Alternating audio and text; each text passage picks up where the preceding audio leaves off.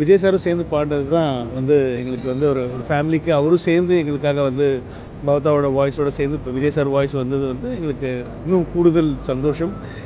அது மறுபடியும் அந்த மாதிரி ஒரு விஷயம் அமையுமா அப்படிங்கிறது அதை நானும் எதிர்பார்க்கல. அது அமைஞ்சா அது அது ஒரு வாட்டி தான், அது கரெக்டாக ஒரு வாட்டி தான். பவதாவோட ரொம்ப க்ளோஸ் அப்படின்னு சொல்லி பார்த்தீங்கன்னா இவன் தான் வந்து க்ளோசஸ்ட். இவனை மியூசிக் டைரக்டராக வந்து பயங்கரமாக வந்து ஊக்குவிச்சதே வந்து பவதா தான். இவனுக்கு வந்து குருவே பவதா தான் சொல்லுவான் எப்போவுமே.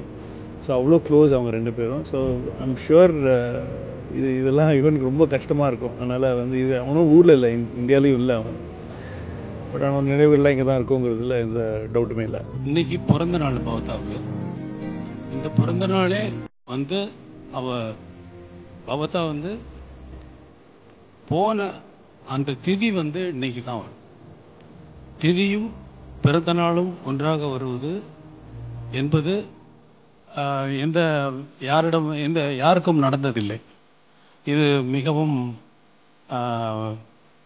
ஆத்மா சாந்தி அடைந்திருக்கிறது என்பதற்கு இது ஒரு நல்ல உதாரணமாக நான் இங்கே குறிப்பிட விரும்புகிறேன். அவர் கடைசியாக இசையமைத்த திரைப்படத்தின் வெளியீட்டு விழா இங்கேயே நடக்க வேண்டும் என்று தயாரிப்பாளர்கள் வேண்டிக் கொண்டதற்கிணங்க இங்கே அதற்கு நான் அனுமதி கொடுத்தேன். இங்கே அந்த விழா நடந்து முடிந்தது. பவதாவின் நினைவுக்காக. பவதாவின் அந்த ஒரு ஆண்டு எவ்வளவோ பவதா போவதற்கு முன்னால் என்னுடன் பவதா கழித்த அந்த நாட்கள் என்னால் என் வாழ்நாளில் மறக்க முடியாது. உங்களுக்கெல்லாம் இந்த பவதா பாடிய பாடல்கள் காத்திருக்கின்றன. மயில் போல பொண்ணு ஒன்று காற்று வரும் கீதமே, என் கண்ணனை அறிவாயா,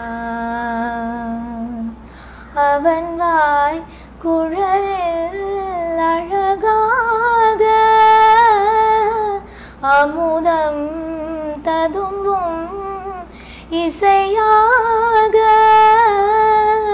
மலர்ந்தாய் நடந்தாய் அலை போல் மிதந்து காற்றில் வரும் கீதமே, என் கண்ணனை அறிவாயா. இது போல் இல்லம் எது சொல் தோழி, காற்றில் வரும் கீதமே, என் கண்ணனை அறிவாயா, அவன் வாய் குழலில் அழகாக அமுதம் ததும்பும் இசையாக, மலர்ந்தாய் நடந்தாய் அலை போல் மிதந்து காற்றில் வரும்